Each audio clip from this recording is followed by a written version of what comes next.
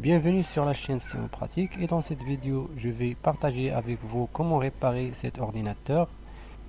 Le type de modèle d'ordinateur comme vous pouvez le voir HP Pro 3500.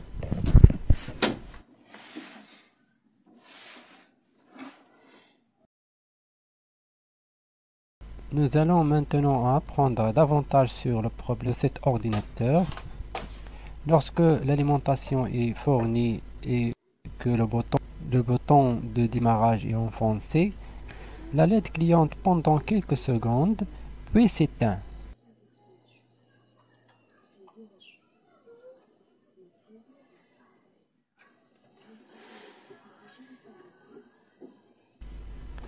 Puis elle redémarre à plusieurs reprises et reste allumée ainsi.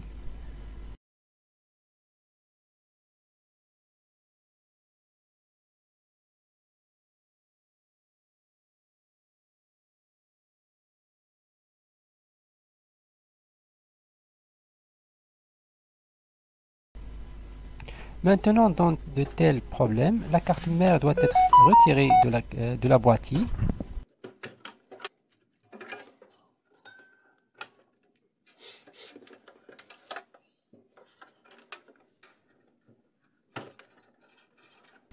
Ensuite, je commence à nettoyer la carte mère de la poussière de cette manière.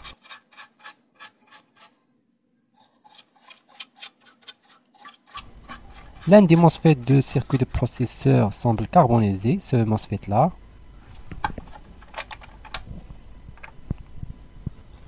Comme je vous l'ai dit plus tôt, pour les ordinateurs bureau, le circuit de processeur est susceptible d'être endommagé. Maintenant, je vais mesurer les deux côtés entre source et drain pour le MOSFET. Il semble provoquer d'un court-circuit dans le circuit de processeur. Étant donné que le MOSFET est endommagé, cela effectue également les trois canaux d'alimentation de processeur. Ici, notez que vous avez un MOSFET plat et nous avons aussi quelques MOSFET verticaux. Comme vous pouvez le voir, c'est le MOSFET endommagé. Et c'est son numéro sur la carte mère. Maintenant, je vais commencer le processus de retrait de la carte mère. Dans ce cas, il faut faire attention en le soulevant afin de ne pas couper l'un des chemins ici, car le MOSFET est carbonisé, ce qui rend difficile pour retirer de la carte mère. Comme vous pouvez le voir, maintenant après avoir retiré le MOSFET, court-circuit qui est présent ici a disparu. Puisque le MOSFET est carbonisé, son numéro n'apparaît pas dessus. Et pour déterminer le numéro, je m'appuie sur le MOSFET à côté de lui, qui se trouve dans l'autre canal. Ce MOSFET a également le même numéro et la même fonction.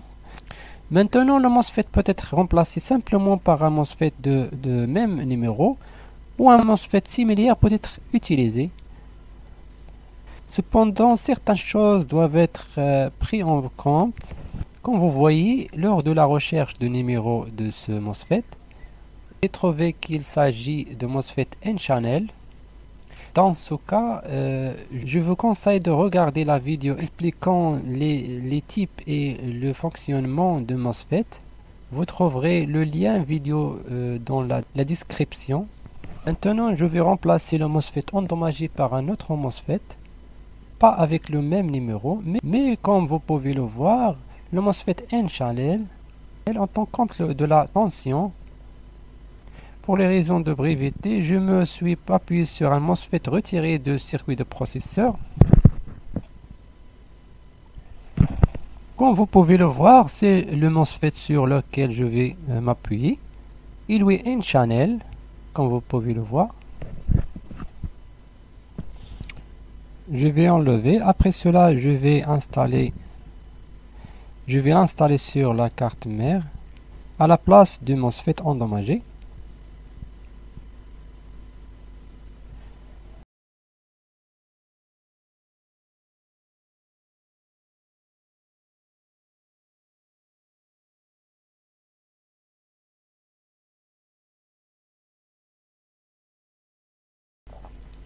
J'essaie toujours de maintenir une légère pression dessus jusqu'à ce qu'il durcisse ce dur.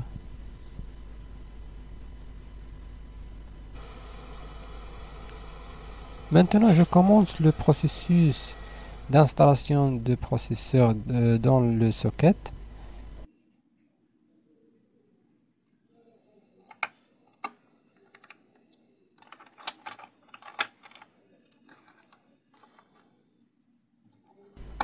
Ah, mais d'abord, avant cela, vous devez vous assurer de quelque chose. Après, j'ai installé un MOSFET. Je dois le mesurer. Alors, peut-être que ce MOSFET est également endommagé. Il semble que tout va bien et qu'il n'y a pas de court-circuit. Maintenant, le processeur peut être installé.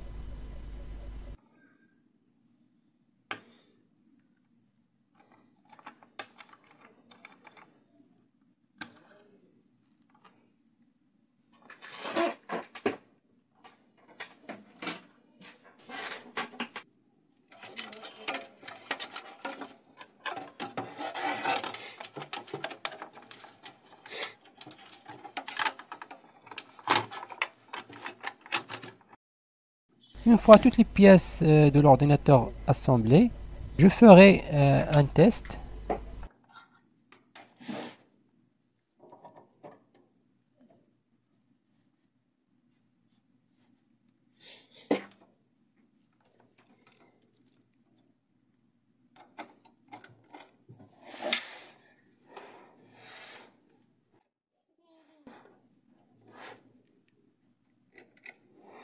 Comme vous pouvez le voir, de la tension de l'ordinateur, le voyant de bouton d'alimentation ne s'est pas éteint et les données sont également apparues à l'écran. J'espère que cette vidéo vous va aider. N'oubliez pas de soutenir la chaîne avec quoi que ce soit. Si mon pratique était avec vous et à la prochaine vidéo.